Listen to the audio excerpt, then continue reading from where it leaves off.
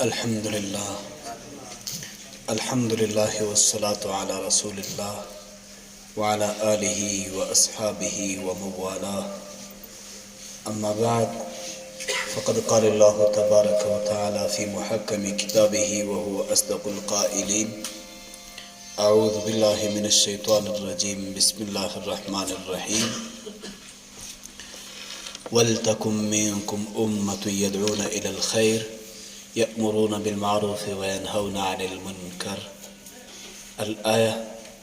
وأيضا قال رسول الله صلى الله عليه وآله وسلم عن ابن عباس رضي الله عنه قال: قال رسول الله صلى الله عليه وآله وسلم: من لم يأمر بالمعروف ولم ينهى عن المنكر فليس منا، أو كما قال عليه الصلاة والسلام: إن الله وملائكته يصلون على النبي يا أيها الذين آمنوا صلوا عليه وسلموا تسليما.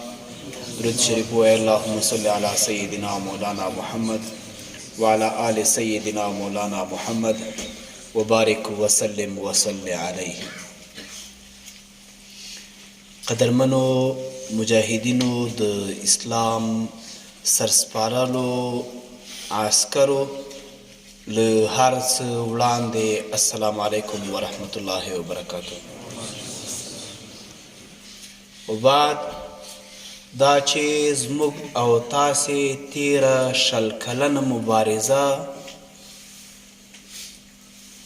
د څه لپاره وه، هغه دوه اهداف وو چې یو د اشغال خاتمه او دویم د اسلامي نظام پلي کول.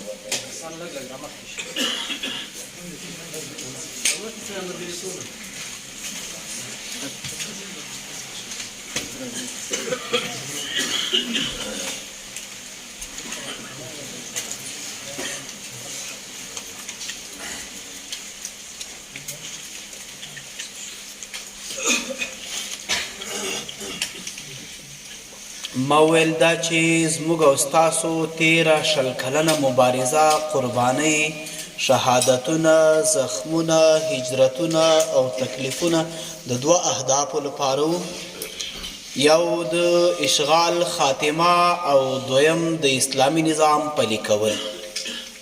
لله الحمد، اشغال پای ته ورسېده، هیواد مخپلواک او یو واقعي او یو حقیقي خپلواک نظام رامنځته شو.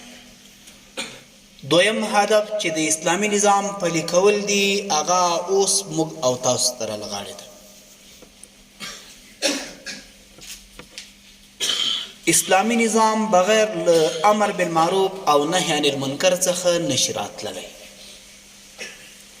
که چیرې یو نظام رښتیا او واقعي اسلامي وي، هغه کې به خامخا د امر بالمعروف او نهي عن المنکر تر نامه لاندې یوه اداره وي. زموږ او ستاسو د اسلام له پیل نه د امر بالمعروف کار بیا تر خلافت عثماني پورې و. په لومړي دور کې مو هر صحابي د رسول اکرم صلی الله علیه وسلم تر امر او سرپرستۍ لاندې کار د امر بالمعروف او نهي عن المنکر کاوه. په وروستیو خلافتونو کې بیا د امر بالمعروف تر نامه لاندې بیلې ادارې وې، ان تر خلافت عثماني پورې. بدبختانه چې زموږ د ځینو خپلمنځي مخالفتونو او ځینو بهرنیو تهدیدونو او لاسوهنو له امله خلافت عثماني ونړېده او تر اوسه پورې مسلمانان داسې یو نظام نه لري چې ټول اسلامي هیوادونه دې پرې راټول وي، یوه اتحادیه نه لري چې بدبختانه به ووایو. غربي نړۍ لري د اروپایي اتحادیې تر نامه لاندې، او همدارنګه مخکې له غشکه په اسیا کې د روسانو تر سرپرستۍ لاندې د وارسا د تړون په نوم باندې هغوی یو تړون درلوده.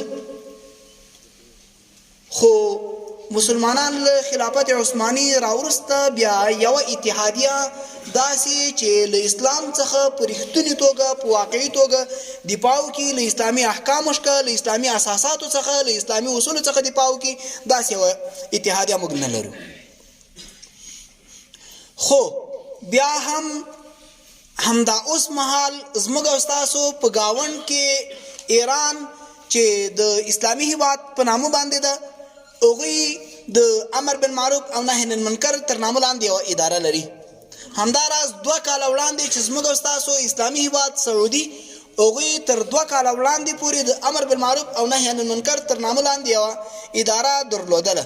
بدبختانه چې د سلمان په واک ته رسېدو یا د هغه په واک په لاس کې اخیستلو نه وروسته د سعودي امر بالمعروف او نهي عن المنکر اداره ډیره کمزورې شوه او اوس هلته هم د هغې ادارې واک کم ده. همداراز همدا اوس مهال موږ په د مصر جامع ازهر له لوري د امر بالمعروف او نهي عن المنکر تر نامه لاندې یوه اداره لرو. لله الحمد چې په افغانستان کې اسلامي امارت واک ته ورسېده او په ټول هیواد باندې سلطه ترلاسه کړه. د نورو وزارتونو په څیر باندې لومړی د امر بالمعروف او نهي عن المنکر وزارت هم رامنځته کړ چې په تیره 20 کلنه اداره کې یا په 20 کلن اشغال کې دغه اداره ختمه شوې او مخکې د اسلامي امارت د واکمنۍ پر مهال هم دغه نامه باندې یوه اداره وه. اوس که چېرته موږ دغه ته اسلامي نظام وایو، 2 ادارې باید زموږ په بشپړه توګه اسلامي وي او زموږ دغه 20 کلنه مبارزه او 20 کلن تکلیفونه هم د همدغو 2 ادارو د اسلامي کېدو لپاره وو. یو محاکم موږ او ستاسو ته ستر هدف ده چې محاکم مو په هغې طریقې وي چې څنګه د اسلام شریعت وایي. دویم د امر بالمعروف اداره، امر بالمعروف او نهي عن المنکر اداره باید په اسلامي نظام کې فعال وي چې اوس الحمدلله رامنځته شوې د امیر المؤمنین حفظه الله له لوري ورته کامله توجه ده. تاسو به اورېدلي وي څو ورځې وړاندې په کندهار ولایت کې له ولایتي رئیسانو او مسؤلینو سره مجلس درلوده. همدانن زه د کندهار د امر بالمعروف له رئیس سره ناستم. هغه ویل چې شیخ صاحب حفظه الله ټولو رئیسانو ته ویل چې د امر بالمعروف له ریاست سره مو همکاري اړینه او لازمه ده. ټول رئیسان مکلف دي په دې باندې چې د امر بالمعروف او نهي عن المنکر له رئیس سره د هغوی په کارونو کې همکاري وکړي تر څو دوی په سمه توګه وکولی شي چې په ادارو کې دننه او په ملت سره په عوامو کې امر بالمعروف او نهي عن المنکر په سم وکړي. نو دا چې اوس امر بالمعروف او نهي عن المنکر اداره رامنځته شوې، ستاسو په حوزه کې هم د امر بالمعروف تر نامه لاندې یو امریت شته، 10 کسه محتسبین دي. تاسو نه هم له هغوی سره همکاري غواړو تر څو هغوی په خپل کارونه په سمه توګه ترسره کړي.